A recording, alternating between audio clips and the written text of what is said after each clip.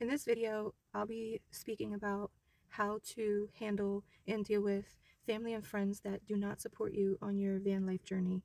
This is March 2024 going into April 1st, April Fool's Day, and I think it's time we have this conversation. So if you're the type of person to believe that you should have a home before a vehicle, or if you are a person that believes not having a house to live in is ridiculous, or if you believe that living in a car is glorified homelessness, then this video is most likely not for you.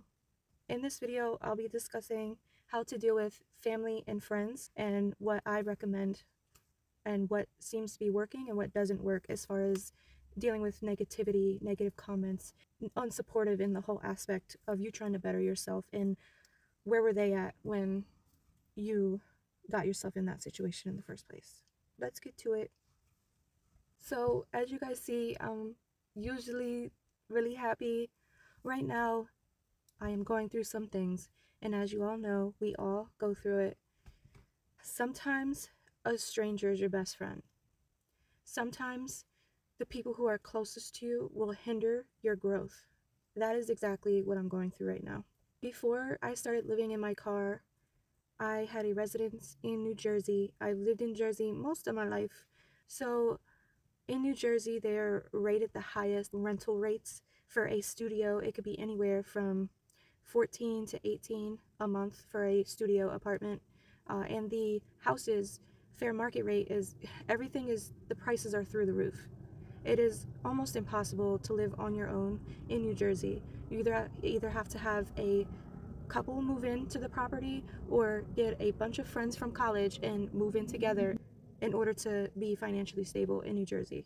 If you don't have that family, that support, or you didn't have that growing up, you're going to have trouble and issues. Now I'm realizing that even the minivans and the vans that everybody was using during COVID, they're all being sold at this time. Everybody's getting out of van life, and those prices are so high. A 90s van is being sold for an average of $6,000 right now. That is ridiculous. Not only is it hard to live, it's hard to deal with family and friends. So what is going on?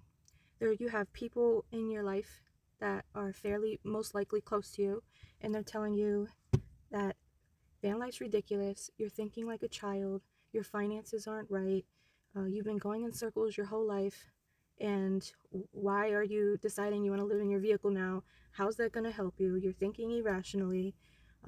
What else do they say? The list goes on. And then they're going to tell you at the end, we're telling you this because we care about you. So what your mind is saying back is you have 1,000 thoughts running through your head, and it can either turn into an argument or you can take in what they have to say. My suggestion is to take in what they have to say. Don't speak back, because they are telling you this because in their mind, they want to help you. Think they are helping you. They think they are opening your eyes to a road that you didn't look before.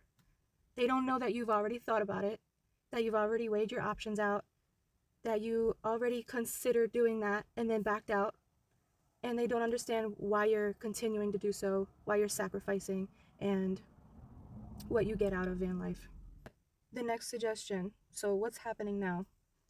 They give you a mouthful. You're already stressed out because maybe you don't have financially not right, or maybe you're sacrificing for a greater good, and they're either not understanding, not supporting, or disagree with your decision. These people are important to you and you don't want to cut ties, right? So what is the next step? They don't want to hear what you have to say because they feel like it's wrong. They feel like you're thinking irrationally, and the list goes on. So the best step to take now is to think. Take it in. Take what they said in, even though you already thought about it. Rethink it over. Even make a T-chart. The good and the bad. The reason you're doing this. What would it be easier to do this? And then what are your beliefs? Because obviously you're in this situation more so than any other reason is because of your belief system. It has a way of keeping us mentally enslaved. And what I mean by that is they raise all these rent prices, and just the economy in general raises all these rent prices, and we are supposed to abide by the rules. We are taught to get a job at 18, go to college, get a job, buy a car, or get given a car if you have family, and then get the house and the family and the dog. No one ever thinks to think outside the box. If you want to own your own business, but your family never had the money to do so, how are you going to get that money when you don't have the credit? When you never had the life to even build the credit? And that's where this comes into play. There is a loophole that VanLifers created to get out of these situations. We no longer have to pay rent. That money could either be savings, another vehicle, a down payment on a mortgage for when we do want to settle down. Just think about how life is set up. You do all this planning and schooling and routine every day. Work, sleep, work, sleep. Oh, bills to pay. You don't do anything in your life, and you're going on a vacation. What if you can even afford to do so once, twice a year? Is that life? So then you're taught, do that your whole life. And then at the end of your life, as soon as you retire, you maybe have a month, a year, 2 years. You're older now. Now all of a sudden you have health problems. Cancer? You did all that to retire and now travel, and now all that's gone because you passed away. Tell me how that seems right. Tell me how that setup isn't slavery. So thinking outside the box, doing van life, enduring this loophole, going through that,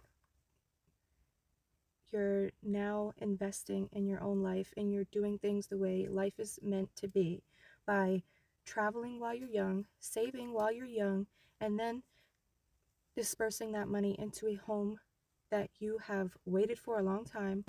Settle in and enjoy your home spot, and you take care of your health with your leftover savings. That is the correct way to live life. And there's a lot of people that don't understand that. How do you handle it? You want these people in your life. You don't want to give up on them. I'm making the best choice to distance myself. Sometimes you have to distance yourself because the other person thinks that you're going to mess up, that you're messing up your life. You may fuck up your life. You might have a car breakdown and then be stranded somewhere and then have no one to help you. Over prepare and then go with the flow. You're getting thrown to a pack of wolves, and you need to come out leading the pack. God got me. I'm going to own this schoolie. I'm going to convert it, and I'm going to see where my life is taking me next. And unfortunately, those people that love me dearly and can't find it in their heart to support me, I'm going to have to distance myself until they can see that I am worth it, and I can do it, and I will do it. So, those people out there, if you're watching this video, I still love you. I gotta do what I gotta do. And I'll see you when I'm on top.